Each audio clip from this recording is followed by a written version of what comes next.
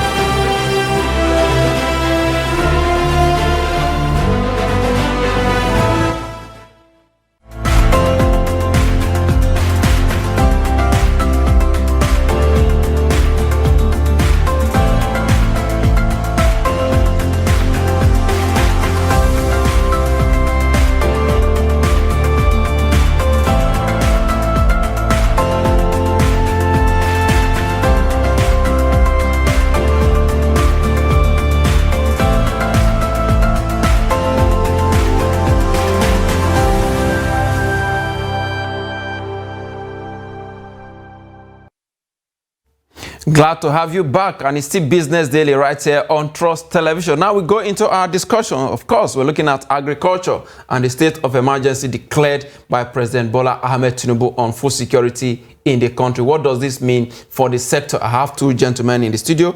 Dr. Joseph Douglas is the president of All Farmers Progressive Association. Glad to have you on Business Daily. Good morning, viewers. Absolutely. And Vincent Yusuf is Daily Trust Agri Reporter. Thank you very much. Glad to have you here. Maybe I should start from you. You cover this sector, and of course, you know some of the things that actually happened there. Tell us, what does this food state of emergency, what does it mean for the sector? It then means that we're going to see maybe a renewed focus, okay, a renewed direction in the sector, you know, to reposition the sector in a way that we can have more productivity. Government can now put in more effort to scale up our production. Of course, you know that we can't talk about security if there is no food security. So that is a very serious issue, and so that means that government is going to put more effort into the sector, and I think it's a welcome development. Indeed, a welcome development. Dr.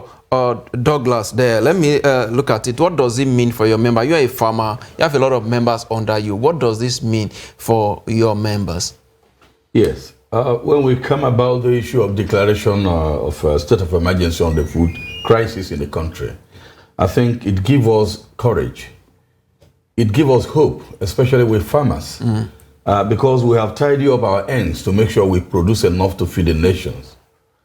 We are in everywhere working now, and I want to assure the government that in nearest future, we are going to get this problem resolved as soon as possible. So government has to do more than what we are seeing ourselves doing today. Government has to focus majorly on the real farmers and channel whatever they have to save this situation to farmers. If they so doing that, I believe we will come out of this thing as soon as possible. So the question is, how will government know the real farmers? A government can know the real farmer through the real farmers. Government can know the real farmer through the real farmers. Who are the real farmer? I talking to you. I'm a real farmer. I've exposed myself. I'm in the corridor of government, and they know much about it. So I have profiled a lot of solutions, both in print and in vocal, for government to listen to know who are actually the real farmers. Let them investigate properly to see our past activities. They will surely know that these are real farmers. We're in the field working. We have access to land. And we are in 774 local governments in the country. And our structures are intact. So there is no way they will come and they will not see the real farmers. It's only those who will come and hijack the process by saying we are farmers. But behind them, there is not like farming. Absolutely, indeed. Behind them, there is not like farming. So if government want to know the real farmers, we are here. I guarantee the government that if they can invest on my organization to lead or to engage us to lead in mechanized system of farming in the country, I assure them in the next 1 or 2 years, we'll be buying a bag of rice for 500 naira. I mean 5,000 naira, 7,000 naira, as the case may be. But the recent crisis, in food crisis now, has to boil down to the issue of petrol hike in the petrol price. And we also not because there are no food in the country. There is. But how do you bring them to city for people to access them? The transporters are charging exorbitantly. And farmers felt that, what do we do? For you to, and those who are shuttling between the farmers and the marketers have the issue. They have to increase the fare because of the fuel prices. Nobody can go out again. You understand? So if there are actually profile or declaration of state of emergency on food, they also have to provide each area like transportation. Government should subsidize it on transportation.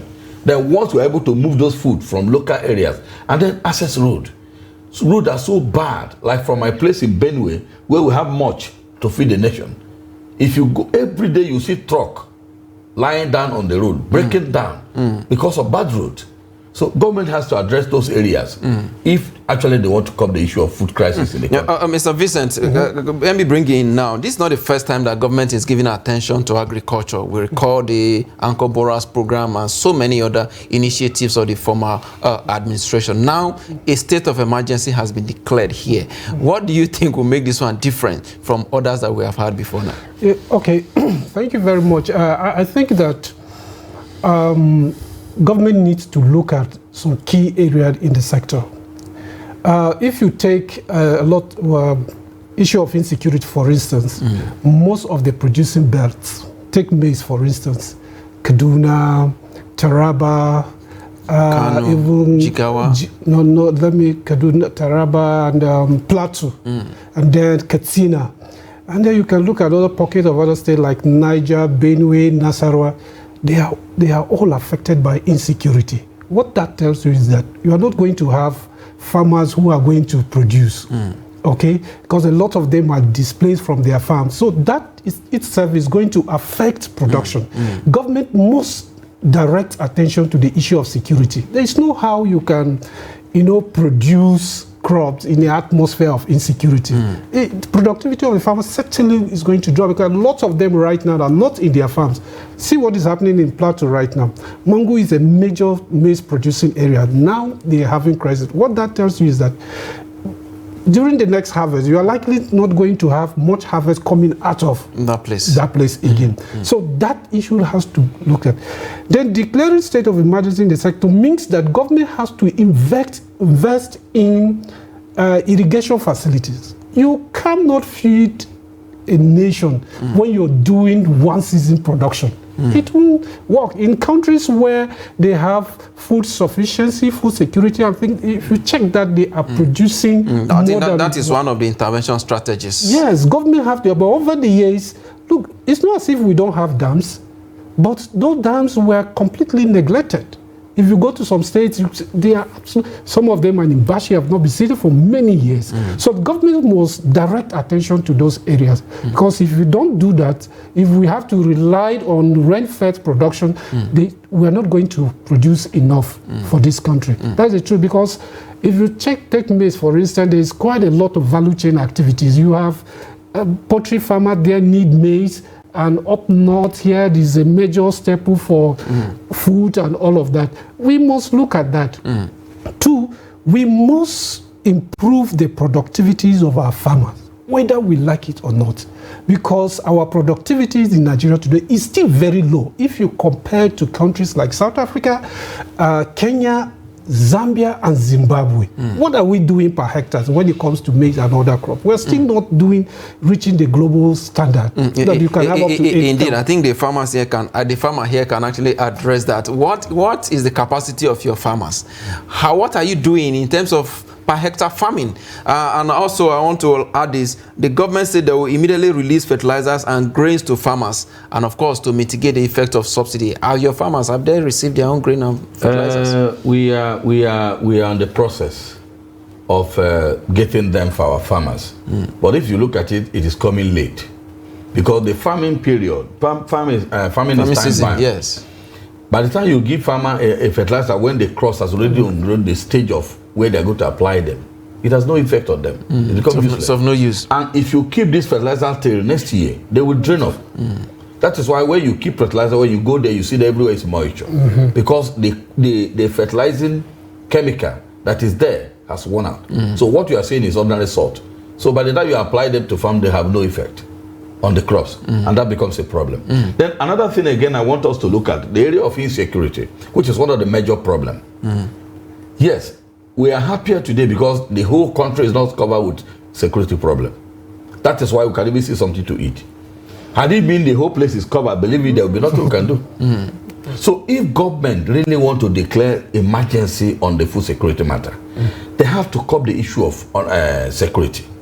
The people doing this insecurity for us are not even Nigerians. They came away from somewhere.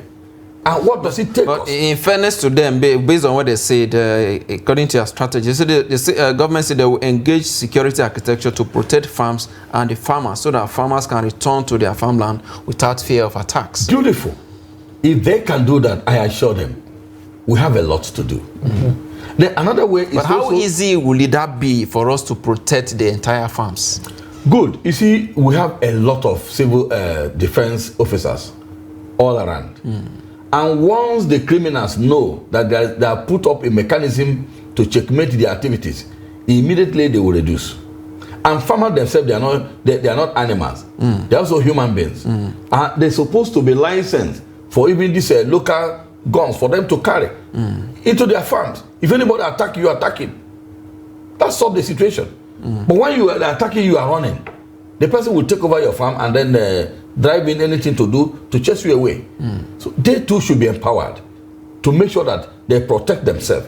Because you will first do it to yourself before anybody else can do it for you. Absolutely. That is the only area we can checkmate the issue of food crisis in the country. Two, like we have a platform. We have built a network where farmers can congregate in that network. We have a marketplace in our network where farmers can access, or people all over the world can access farmers' produce. We call it a marketplace in our portal. We're building it strongly, and very soon it's going to be on the air, so that farmers can access. Now, from this angle, you know that whatever government invests on farmers, these farmers have been aggregated already. And we know their location, we know what they are producing, and so on and so forth. The reason why government could not get a result in the past activities of farmers is because they didn't identify them, they didn't know them, they didn't even know where they are. The moment they collect the money, they say they are going to farm. Whether they go to farm or they don't go to farm, they don't even know. But now they can hold the leaders responsible if the farmers refuse to go to farm or pay back those monies. Another good way again we are doing is that these farmers, we are clustering them in farming. We cluster them. We make sure that 100 hectares belong to about 20 people. 50 hectares belong to about 5%. And we have a cluster head who is checkmating them. And nobody can harvest in the absence of another person. Absolutely. Interesting arrangement there. Let's look at another point again raised by government. They said they will increase revenue from food and agricultural exports. Mr. Vincent, I am curious. If you look at it, we are having issue of food insecurity. We are not even producing enough to feed the local population. Now we're talking about exports. Are we hasty in our decision? I think, well, it's good to have a big dream, but there must be good steps towards that direction. Absolutely. Of course, government can earn much from agriculture. I mean, if we are producing enough for the country, and then we have to, government can even help farmers identify markets in other countries. Like what we're seeing even Thai, you remember when government closed our border, the Thai government official came into Nigeria trying to, appeal to our government, even promising to invest in our local rice production. Why are they doing that? Because they want to create market for their own farmers in their own country. If we are producing enough here, we can take care of even. In fact, let me let you know that right now, as a country, we are feeding most of the West African countries. Do you know our millet goes up to Algeria? But these things are not harnessed in a way that government can even get revenue from them. Absolutely. If you go to Dawano market in Kano, a lot of grains leave that market up to Niger and other North African countries. Absolutely. But it's this is not articulated in a way that government could generate revenue from. So if they can create a system where they talk about marketing, but fine, let's see how that works. Of course, you know the issues that have led to the collapse of the initial marketing board. Absolutely. So if they can harness that in a way that we cannot articulate everything that we are producing in this country, we are feeding ourselves, we are feeding our industries, and then we now have to take advantage of what is happening in other countries, then that would be fine. Absolutely, Mr. Vincent, let me hold you there. Dr. Douglas, let's look at how this will boost employment and, of course, job creation. I think this is another major area that this intervention should address. That's good. You see, I always emphasize on the issue of reducing unemployment in Nigeria. Agriculture, if properly paid attention to, can create job that will adopt at least 65% of Nigerian labor force. Why this? Do you know that a farmer that owns up to 2 hectares can farm within the rainy season 2 times? You can farm between May and July, and between July and September, October, and you do your harvest. A farmer in one of my clusters was able to harvest up to 65 bags of maize in the first round. Only 3 hectares of land. And the other one came because he applied the right directive on them. He got up to 120 bags. Now, if you sell a bag of maize now, which is about 40-something thousand, or let's say we want to make sure that there is food crisis gone down so that we can have enough to feed the nation, we reduce the price, maybe 20,000 naira per bag. Multiply 20,000 times 100 or something naira. How many civil servants have that money in the whole year? They don't.